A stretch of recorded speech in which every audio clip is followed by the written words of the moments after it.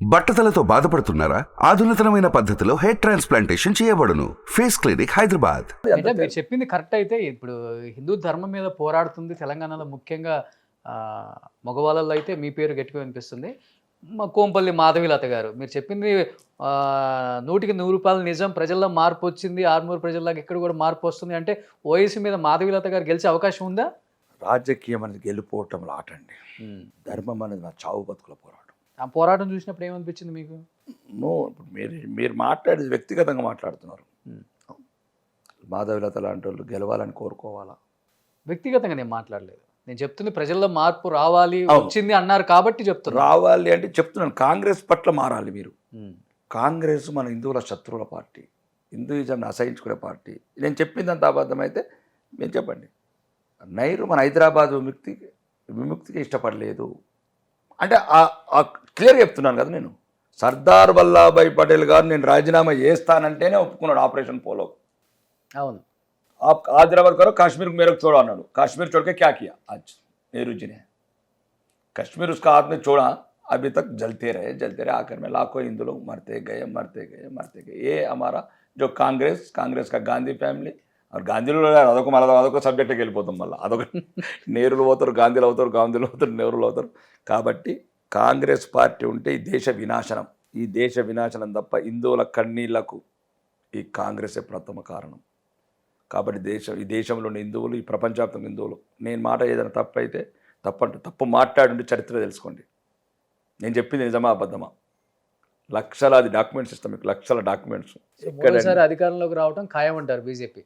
Central రాబోయేది కూడా ఇక్కడ, తెలంగాణలో కూడా మాదే. ఇంకా అక్కడ ఇక్కడ కూడా డబుల్ ఇంజిన్ సర్కార్. సో మార్పు వచ్చిందంటారు ప్రజల్లో అయితే. సో మీ టార్గెట్ ఇప్పుడు 2028 చీఫ్ మినిస్టర్, 2033? నేను కాదు, మన నిజామాబాద్ జిల్లా వాళ్ళం. అంటే మీరు కూడా ఉన్నారు కదా లిస్ట్లో? నేను కార్యకర్తగా ఉంటాను.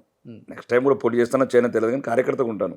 ఓకే, నేను పార్టీకి చెప్పాను ఏంటంటే నాకు నెక్స్ట్ టైం బీపా మీకు పర్లేదు, నాకు రాష్ట్ర వ్యాప్తంగా తిరిగి నా ప్రజల్ని మేల్కొల్పే బాధ్యత ఇవ్వమన్నాను. ఏదో ఒకటి పోస్ట్ ఒక కార్యకర్త తిరుగుతాడు, నా జాతిని మేల్కొల్పాలి. ఏదైతే కాంగ్రెస్ అరాచకాలు చేసిందో, హిందువుల పట్ల ఇంత అమానుషంగా ప్రవర్తించింది, మీకు తెలియదని చెప్తే ఏడుస్తారు మీరు. మీరు రాజకీయాల్లోకి వచ్చిన తర్వాత వాళ్ళు వీళ్ళు అవుతారు, వీళ్ళు వాళ్ళు అవుతారు అంటే మీరు వచ్చిన 3 నెలలకి అయిపోయారు.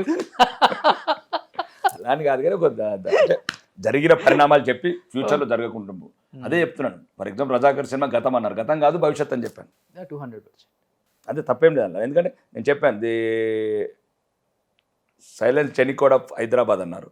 నేను దశ బహిరంగంగా 1990 జనవరి 18 నాడు 25,000 మసీదులకి వెళ్ళి హిందువులు వెళ్ళిపోవాలి కాశ్మీర్ నుంచి అనేది, ఈ సంఘటనలు అన్నీ జరిగిన సంఘటనలు చెప్తున్నాను తప్ప నేను కొత్తగా సృష్టించినవి కాదు, కొత్తగా నేను రాసినవి కావు.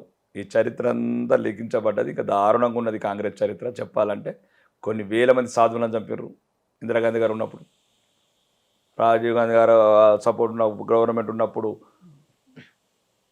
కరసేవల మీద కాల్పులు, ఇవన్నీ రకరకాలు నేను చెప్తుంటే ఇలా చరిత్ర ఒక రకమైన చరిత్ర. ప్రపంచంలో హిందూ అన్నవాడు కాంగ్రెస్ కోటేయాడు. ఇప్పుడు కూడా హిందువులందరికీ ఒకటే కోరుకుంటారు, ప్రపంచవ్యాప్తంగా ఉన్న హిందువులు కావచ్చు, భారతదేశం హిందువులు కావచ్చు. మీ సంస్కృతి, మీ సంస్కారాలు, మీ పిల్లల భవిష్యత్తులు, బంగారు భారతదేశం, భవిష్యత్తు గల భారతదేశం ఉండాలంటే దయచేసి మీ అందరికి చేతులెత్తి జోడిస్తున్నా, ఈ కాంగ్రెస్ని తిరస్కరించండి. ఈ కాంగ్రెస్ మన ప్రథమ శత్రువు. హిందూ ధర్మానికి సంబంధించి ఇంకా 100 పార్టీలు రాని పర్వాలేదు, మీరు ప్రోత్సహించండి. కానీ కాంగ్రెస్ ఉంటే మాత్రం హిందువులను సుఖంగా బతకనియదు. మోడీ గారి కంట్లో పడ్డారా? అంటే వచ్చిన 3 నెలల్లోనే ఇంత మార్పు వచ్చింది కదా. రాజకీయాల్లోనే చెప్పాలంటే చాలా పెనుమార్పులు అని చెప్పుకోవచ్చు మీ గెలుపు. అవును, ఆయనకి మీలాంటి వాళ్ళంటే చాలా ఇష్టం ముఖ్యంగా. ఇంకా ఎందుకంటే తెలుసు మోడీ గారు ఏంటి, ఆయన నైజం ఎలా ఉంటుందో తెలంగాణలో ఉన్న చాలామంది లీడర్స్ చెప్తుంటే విన్నాను కాబట్టి నేను కూడా. ఏం చెప్పారు మీరు గెలిచిన తర్వాత? ఆయన కలవకుండా నమో టీం వచ్చి కలిసింది. ఆయన అక్కడ పిఎంఓ నుంచి ఫోన్ చేశారు. ఒక ఐడియాలజీ గురించి ఈ మధ్యన కొద్దిగా బాగా మాట్లాడుతున్నావు, ఏంటి ఐడియాలజీస్ అంటే చెప్పాను. ఓకే, సౌత్ ఇండియా గురించి చెప్పాను, నేను ఓన్లీ తెలంగాణ గురించి చెప్పలేదు. దక్షిణాది ఉన్న ప్రజల ఆలోచనలు, ఆహారపు అలవాట్లు ఇవన్నీ వేరే ఉంటాయి చెప్పారు. దక్షిణాదిని కొంత చిన్న చూపు చూస్తున్నారు మీరు అనేది ఉంది. చిన్న చూపు లేదు, అది లేదు, చిన్న చూపు అనేది లేదు. అందరికన్నా ముందు తమిళనాడులో చాలా అభివృద్ధి చేసిండు నరేంద్ర మోడీ గారు. 8 లైన్ల రోడ్లు కావచ్చు, ఇన్ఫ్రా కావచ్చు, సీ పోర్ట్స్ కావచ్చు, విదేశీ ఎగుమతులు కావచ్చు. ఓకే, అక్కడ ఉన్న ప్రభుత్వం దాన్ని ఏ రకంగా కర్ణాటకలో అభివృద్ధిలో భారతదేశం అంతా ఒకటేనండి. మాకు అది సౌత్లో కూడా మేము ఈ మొత్తానికి సౌత్లో కూడా రామమయం కావాలని కోరుకుంటున్నాం. అయింది కదా. ఇంకా కావాలి. అక్కడ 20 రాష్ట్రాలు అయినాయి, ఇక్కడ ఉత్తరాది మొత్తం రామమయం అయిపోయింది, దక్షిణాది కూడా రామమయం చేయాలని. రామ మందిరం రేపు ఎలక్షన్స్కి మీకు పెద్ద ప్లస్ అనుకుంటా సార్. రామ మందిరం ప్లస్ కాదండి, ధర్మపాలన ప్లస్. ఈరోజు దాంట్లో భాగమే కదా ఇది కూడా. ధర్మం కూడా భాగమే కదా, డెఫినెట్గా. తప్పెందుకు? మళ్ళీ అదే చెప్తున్నానండి, మీరు గమనించాల్సి ప్రపంచంలో ఒక్కరని ఆలోచించండి రోషన్ గారు. ఏ మసీదు కూలగొట్టి మేము మందిరాలు కట్టలేదండి. అవును. మందిరాన్ని కూలగొట్టే మసీదులు కట్టారు. అవును. మేము ఎక్కడ కూడా ముస్లిమ్స్ మీద కానీ ఇతర మతం ఎప్పుడు దాడులు చేయలేదు, దౌర్జన్యాలు చేయలేదు. వాళ్ళేదో మణిపూర్ అంటారు, ఆ మణిపూర్ మతాల మధ్యన కాదు, అది తెగల మధ్యన. అది ఒక డిఫరెంట్ ఐడియా, అది ఒక మియాన్మార్ ఇన్వాల్వ్మెంట్, అవన్నీ రకరకాలు ఉన్నాయి. అది కొంచెం చాలా మంది తెలియక మణిపూర్ అంటారు. మణిపూర్ తెగల మధ్యన. సేమ్ ఇప్పుడు ఎట్లయితే రకరకాల అయితే కొందరు ఇప్పుడు కూడా మత మార్పు చేసిన కొన్ని పల్లెల పాలకొల్లు సైడ్కి ఇట్లా రకరకాల అవి ఒక పేరు మార్పు హిందువులను ఎత్తలేరు. నేను మొన్న రాజమండ్రికి వెళ్ళాను 4 days బ్యాకే. ఒక 5 వచ్చి ఏడుస్తున్నాను నా దగ్గర రాజమండ్రిలో.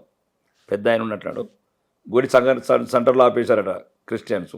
ఈ రకంగా నేను వస్తున్నా అని ఏదో యూట్యూబ్లో చూసాడు, ధర్మం గురించి బాగా మాట్లాడి. నేను ఆ రాష్ట్రం మనది కదా, వీలైతే జగన్మోహన్ రెడ్డి గారికి చెప్తే ఆయన కూడా క్రిస్టియనే కదా, మీకేం న్యాయం చేస్తున్నాడు అడిగాను.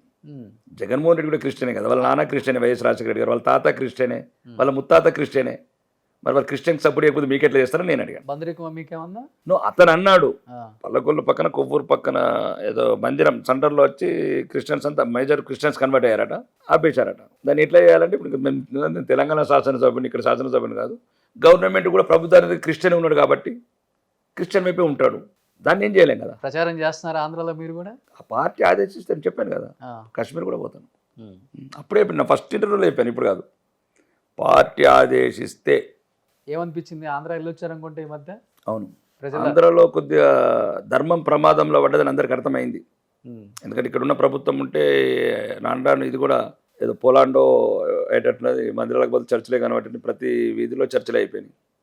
కొద్దిగా ఎక్కువ ఉన్నట్లది, క్రైస్తవ మతానికి ప్రోత్సాహం ఎక్కువ ఉన్నట్లది.